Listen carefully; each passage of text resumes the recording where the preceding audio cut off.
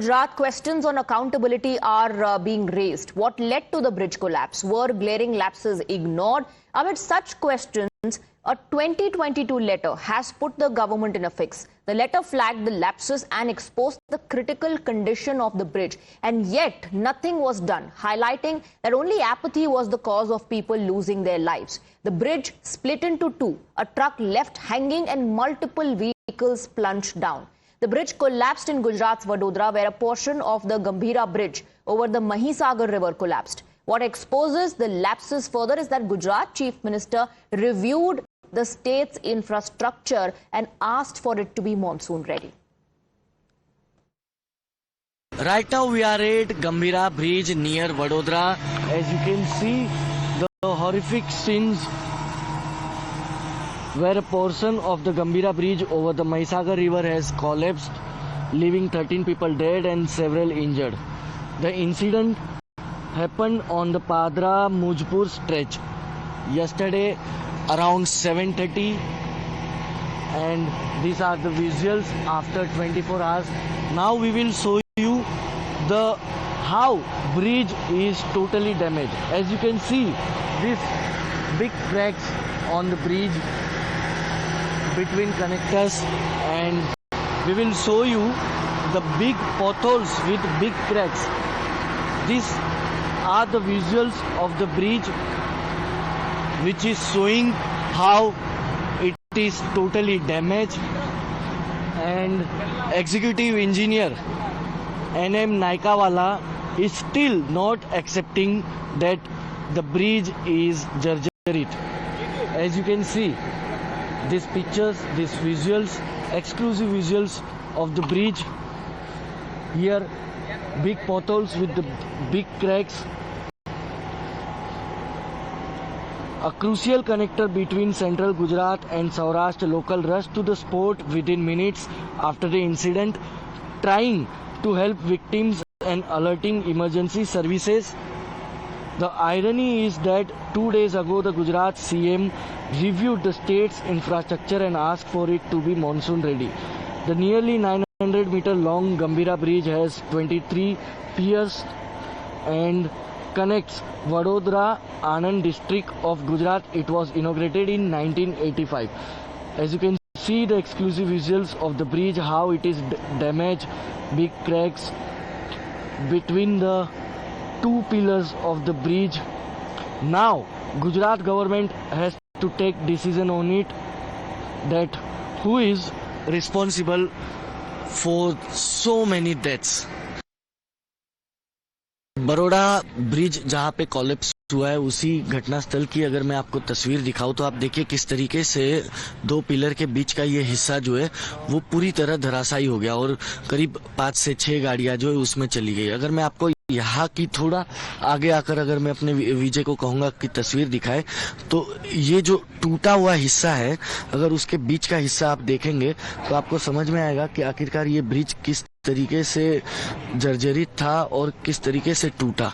देखिए, जब सवेरे करीबन यही वक्त था जब कल ये हादसा हुआ है, 24 घंटे हो चुके हैं, रेस्क्यू ऑपरेशन लगातार जारी है। और अगर इस ब्रिज की दूसरी मैं तस्वीर दिखाऊं तो आप देखिए पीछे की तरफ भी अगर आपको नजर आएगा कि गड्ढे देखिए किस तरीके से आपको जगह जगह पर नजर आएंगे, गड्ढे भी भरे पड़े हैं। और इस ब्रिज को लेकर सवाल कई खड़े हो रहे, क्योंकि विपक्ष का कहना है कि 2017 से लगातार मांग की जा रही थी कि हैवी व्हीकल्स को बंद किया जाए, लेकिन बंद नहीं किया गया, इसे मरम्मत कराकर लगातार चलाया गया और उसके बाद ये हादसा हुआ। अब तक 10 से ज्यादा लोगों की मौत हो चुकी है। आखिरकार जवाबदेही किसकी रहेगी, अब ये तय गुजरात सरकार को करना है। Well, the bridge has been operational for 40 years now, and local residents claim that there had been multiple reports exposing its pathetic state, and yet nothing was done. But it's not just this bridge. The incident has exposed the shocking state of infrastructure in multiple areas. Sources say as many as 15 bridges have collapsed in the last 5 years alone, raising serious questions about the state of infrastructure in Gujarat. From Morbi Bridge to 2022, the Hatkeshwar Bridge in Ahmedabad, the opposition has now questioned the Gujarat model. Mocking the model, the opposition says BJP has no accountability. ये Gujarat model है ना, बार बार वहां विमान गिरता है, पुल गिरता है, इमारतें गिरती है, सब कुछ होता है, लेकिन चर्चा नहीं होती। अगर किसी और राज्य में जहां बीजेपी की सरकार नहीं है वहां इस प्रकार की घटना होती है तो पूरी बीजेपी उस पर चर्चा करती है। कल एक ब्रिज गिर गया बड़ोदरा और 13 लोग बह गए नदी में।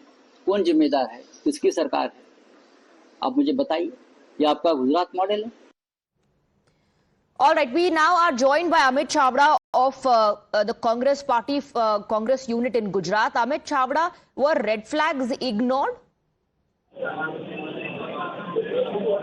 हेलो अमित छाबड़ा जी, अगर आप मुझे सुन पा रहे हैं, क्या जानकारी मुझे मिल रही है कि आपने भी इस ब्रिज की जर्जर हालत को लेकर के शिकायत की थी? क्या इन सभी शिकायतों को इग्नोर किया जा रहा था अथॉरिटीज की तरफ से?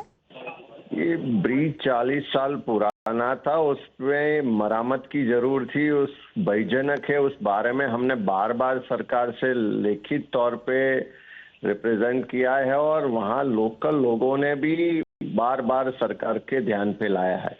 जैसे अभी आपने बताया कि पिछले 5 साल में गुजरात में 14 से ज्यादा ब्रिज गिर चुके हैं और काफी लोगों की जानें गई है। ये जो ब्रिज टूटा है, लोगों की जान गई है, वो एक सरकार की गुनाहित बेदरकारी के कारण हुआ है। सरकार एक तरफ गुजरात मॉडल की विकास की बातें करती है, लेकिन उसकी जो जिम्मेदारी है कि हर मॉनसून सीजन से पहले आरएनबी डिपार्टमेंट कोई भी ऐसे ब्रिजेस और स्ट्रक्चर है तो उसका इंस्पेक्शन करे। एग्जीक्यूटिव इंजीनियर और सुपरिटेंडेंट इंजीनियर लेवल के ऑफिसर्स को ये इंस्पेक्शन करना होता है। हमने पहले भी 2023-24 से डिमांड की है कि गुजरात में जितने भी ब्रिजेस और स्ट्रक्चर है ये इतने सारे गिर रहे हैं तो उसका जो इंस्पेक्शन रिपोर्ट हो रहा है पब्लिक डोमेन में रखना चाहिए, जिससे पता चले कि कौन सा ब्रिज सलामत है और कौन सा ब्रिज। जी, तो आप कह रहे हैं कि ये सिर्फ और सिर्फ लापरवाही की वजह से हुआ है। Amit Chhabra, thank you very much for speaking with us. With that, we're slipping into a very short break. Stay on with us.